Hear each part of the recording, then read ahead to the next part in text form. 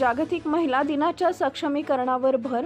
बाळापूर तालुक्यातील व्याळा येथील सावित्रीबाई महिला विभागाच्या वतीनं जागतिक महिला दिन मोठ्या उत्साहात साजरा करण्यात येऊन महिला सक्षमीकरण संदर्भात विशेष मार्गदर्शन करण्यात आले.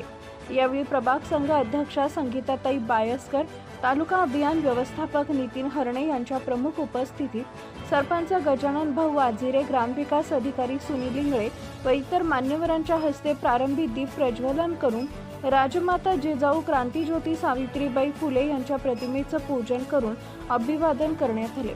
प्रत्येक स्त्रीला तिच्या कर्तृत्वाला, नेतृत्वाला, सहनशक्तीला, त्यागाचा सन्मान प्रत्येकाने ठेवावा. महिलांनी प्रत्येक कार्यात हिरिरीनं सहभागी होऊन स्वतःच्या पायावर उभं राहावं असं आवाहन सरपंच गजानन वजिरे यांनी केले. तसेच गावातील ग्रामसंघांना कार्यालय उपलब्ध करून देण्याबाबत त्यांनी मोलाचं मार्गदर्शन केले. शासकीय योजनांची माहिती ग्रामविकास अधिकारी सुनील इंगळे यांनी देऊन महिलांचा प्रत्येक क्षेत्रातील वाढता सहभाग अधोरेखित केला. प्रभाग समन्वयक गोपाल भाकरे यांनी उमेद अभियानाअंतर्गत मिळणाऱ्या संधी आणि योजनांची सविस्तर माहिती दिली. जागतिक महिला दिनाचं औचित्य साधून समुदाय आरोग्य अधिकारी डॉक्टर कोमल वारोकार यांच्या आयोजनातून महिलांसाठी आरोग्य तपासणी शिबिराचं आयोजन करण्यात आले असता बहुसंख्य महिलांनी आरोग्य तपासणी शिबिराचा लाभ घेतला. यावेळी प्रभाग संघ पदाधिकारी संगीताताई बायस्कर, शोभा राऊत, सर्व ग्रामसंघ पदाधिकारी, ग्रामसखी आणि बचत गटातील महिला मोठ्या संख्येनं उपस्थित होत्या. कार्यक्रमाचे सूत्रसंचालन व आभार प्रदर्शन प्रभाग संघ व्यवस्थापक रुपाली इंगळे यांनी अत्यंत प्रभावीपणे केले. 29 दिवसाचं ट्रेनिंग होतं. तिनं त्याच्यामध्ये सर्जरी कशी करायची त्याचं ट्रेनिंग घेऊन गेली. त्याच्यासाठी काहीतरी 50 का 55,000 रुपये त्यांनी त्या फीस भरली तिची आणि 1-2-4 दिवसापूर्वी निघून गेली.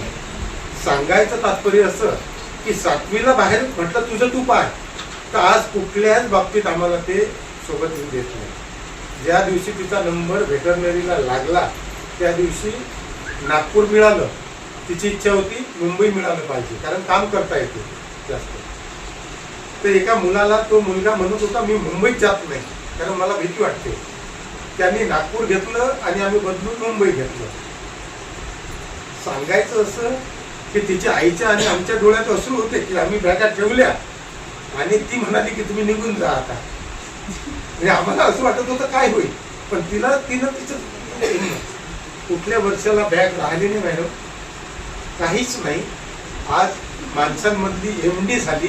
त्याच्यानंतर 29 दिवसाचं एक ट्रेनिंग घेऊन MS पण केलं त्याच्यात आता असं एक्स्ट्रा आणि तिथे करत आहे. तुमच्या सर्वांच्या माहितीसाठी आणि गावाचे एक हे आहे की ते केल्यावर आता महाराष्ट्रात आली तर इथे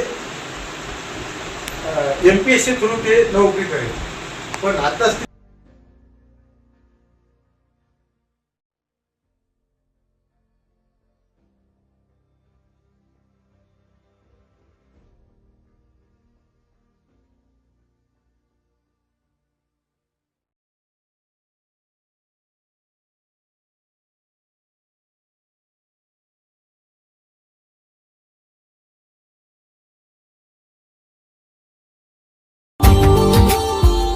Subscribe now and press the bell icon. Never miss an update.